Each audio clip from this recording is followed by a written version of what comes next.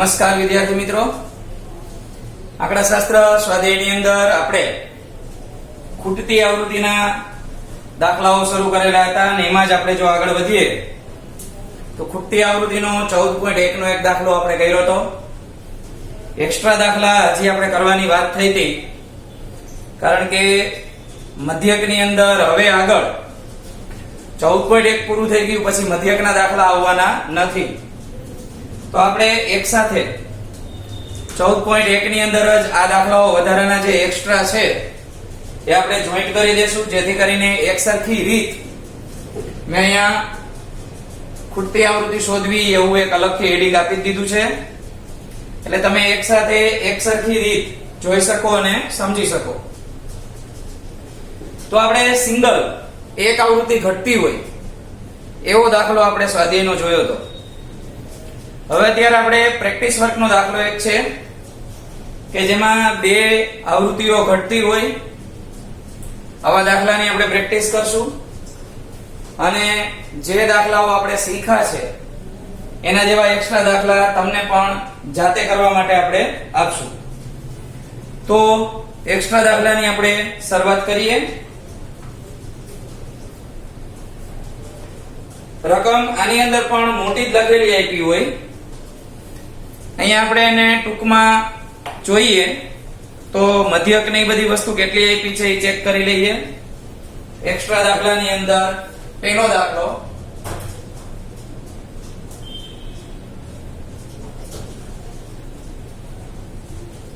તો રકમ હું વાંચું છું.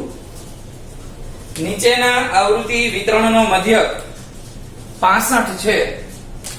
તો મધ્યક આપણને આપી દીધો હોય, દર વખતે ખાસ ધ્યાન રાખવાનું કે જ્યારે ખૂટતી આવૃત્તિ ઘટતી હોય ત્યારે મધ્યક આપણને આપી દેશે. તો આપણે મધ્યક છે અહીંયા આપણે યાદ રાખીને લખી નાખીએ કે ભાઈ x બાર 65 તથા કુલ આવૃત્તિ 100 આપી છે, એટલે કે n બરાબર એ આપી દીધા. જો આ વખતે આમાં n નવા આવ્યા તો એનો અર્થ એમ થયો કે આની અંદર બે આવૃત્તિઓ ઘટતી હશે. ખૂટતી આવૃત્તિઓ f1 અને f2 શોધો. વર્ગ અને એની આવૃત્તિ આપી છે એ આપણે લખી નાખીએ. તો વર્ગ xi અને આવૃત્તિ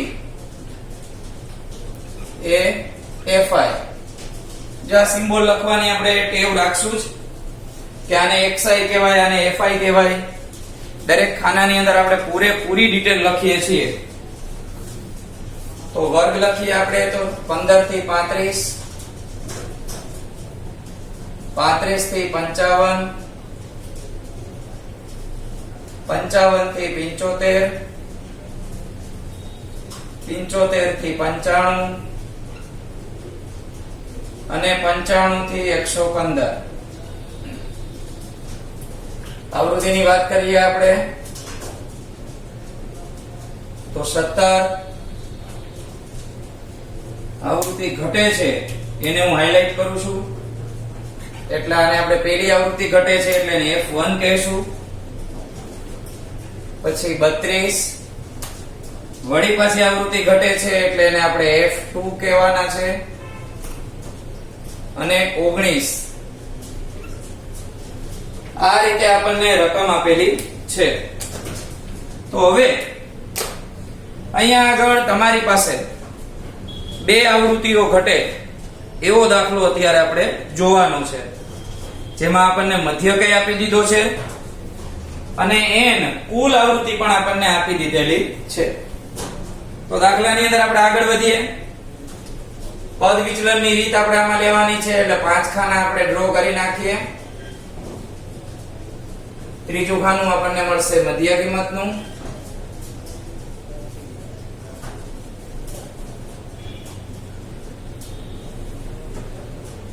એટલે મધ્ય કિંમત માટે ખાનું કરી નાખીએ આપણે. પછી આપણે ui નું ખાનું બનાવવાનું છે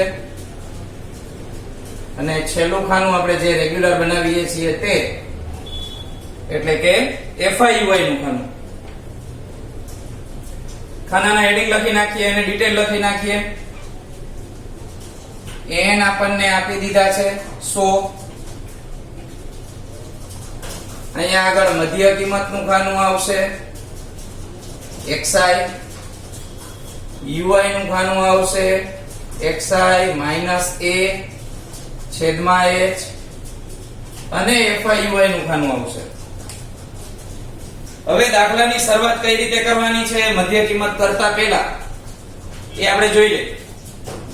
તો અહીંયા જે તમને આવૃત્તિ આપેલી છે કુલ આવૃત્તિ n, આ n ની કિંમત એને આપણને કુલ 100 આપેલી છે જેમાં f1 f2 પણ ઇન્ક્લુડ થઈ ગયા. આપણે ચેક કરી લઈએ કે આ 100 થાય છે કે નહીં. ચાલો તો જે f1 f2 છે ને એ સિવાયના અંકો હું જોઉં છું. 7 ને 2 9, 9 ને 9 18, 18 નો આંકડો વધી 1, 1 ને 1 2 ને 3 5, 5 ને 1 6, 68 મળ્યા મને. તો એનો અર્થ એમ થાય કે 100 એને આપેલા હતા પણ આપણે ગણ્યા તો કેટલા થયા 68. આ 68 ની અંદર હજી f1 અને f2 સમાયેલા છે એટલે મારે પાછળ અહીં લખવું પડે કે plus f1 plus f2.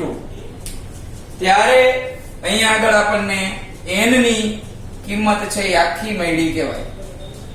ગણનામાં problem થાય કે સર અહીંયા 100 લેવાના કે પછી આ 68 પ્લસ f1 પ્લસ f2 લેવાના, એની પણ વાત કરી દઈએ.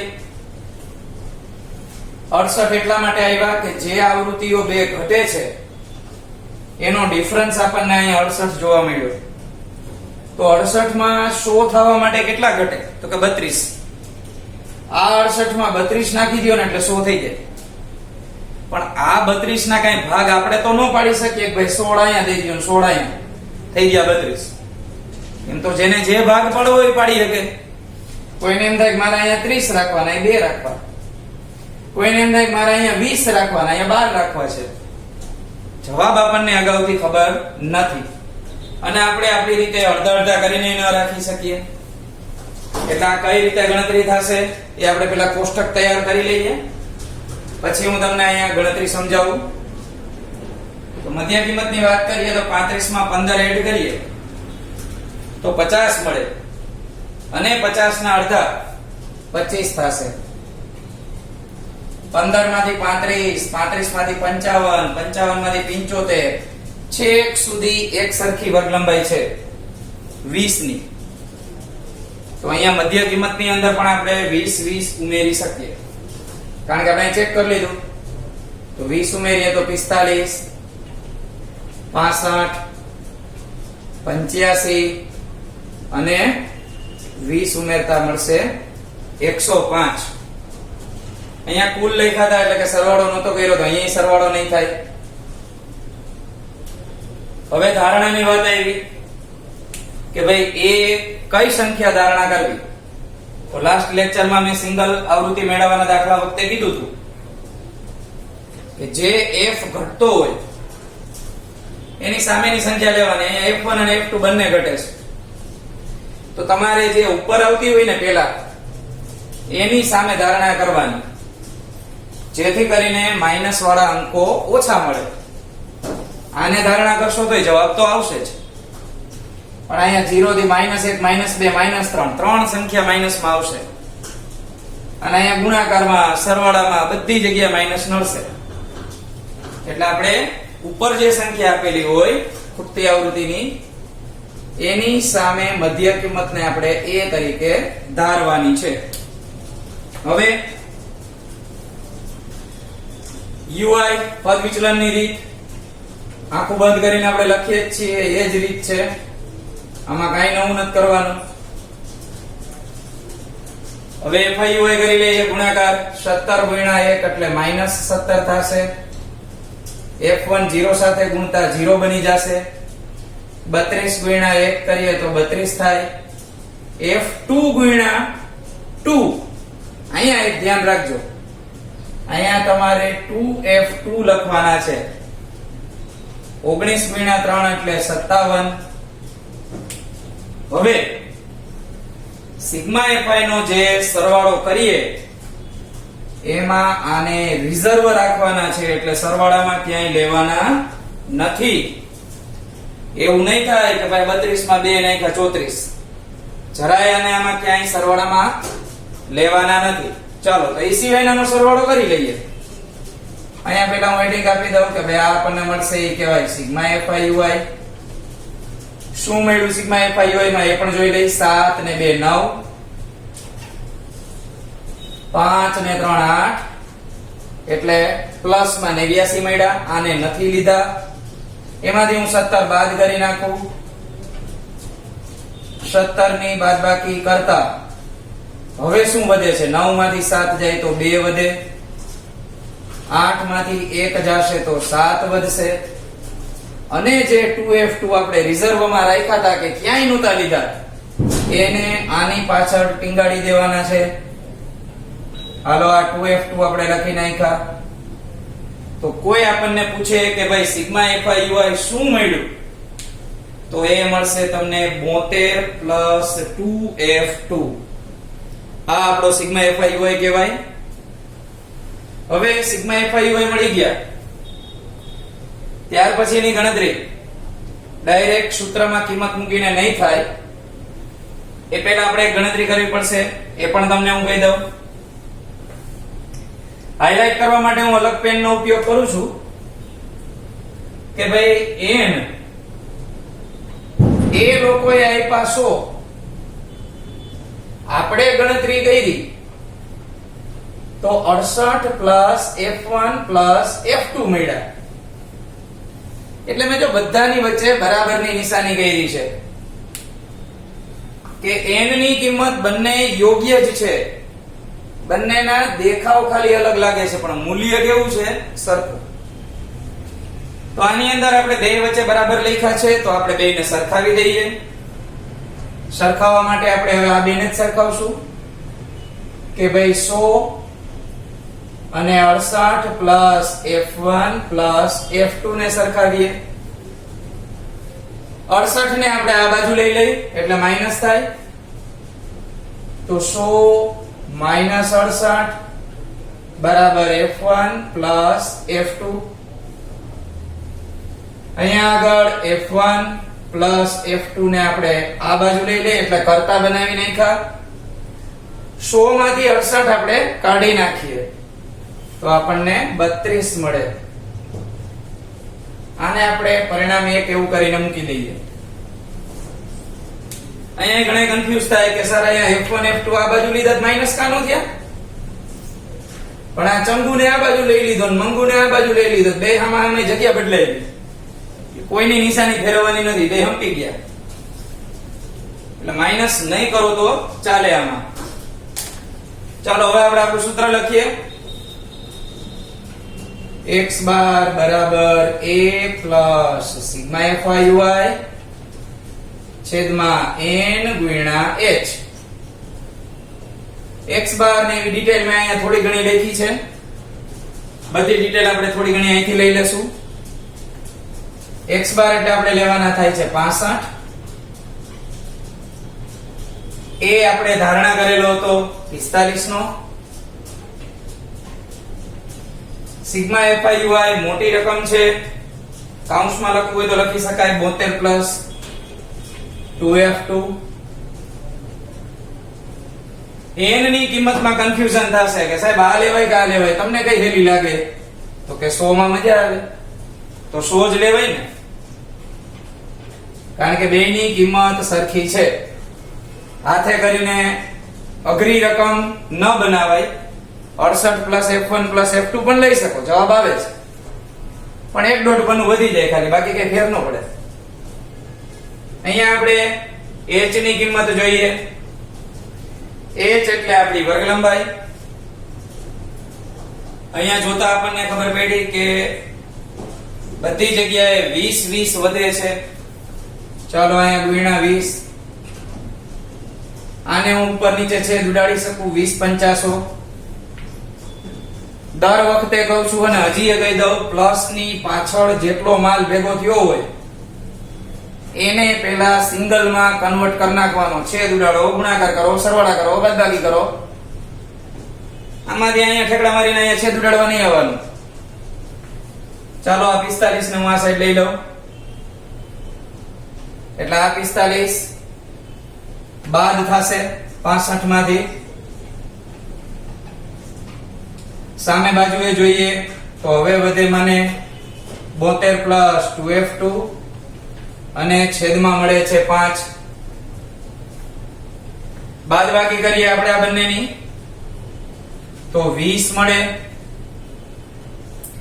આ 5 છે એ આપણી પાસે ભાગાકારમાં છે, આ બાજુ આવે તો ગુણાકાર થશે. તો સામે વધે 72 પ્લસ 2f2.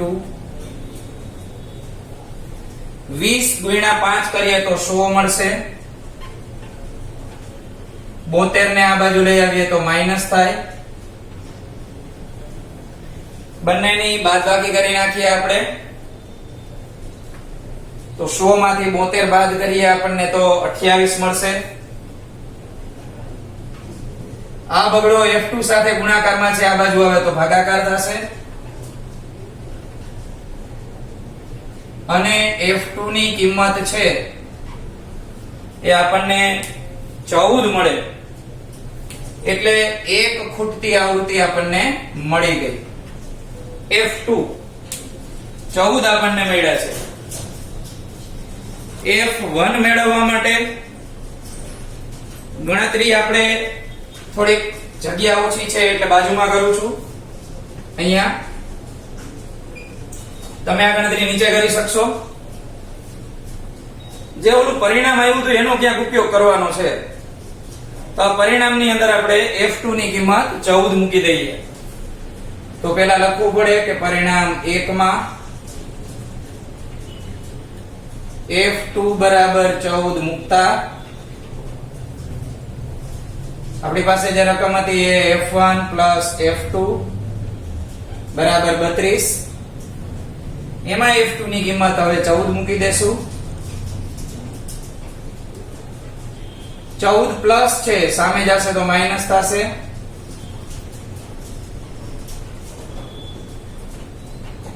બાદબાકી કરીએ તો 12 માંથી 4 જશે તો 8 વધે.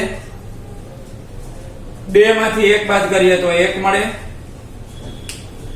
તો આ રીતે આપણને f1 ની કિંમત પણ મળી જાય 18. તો આ રીતે તમને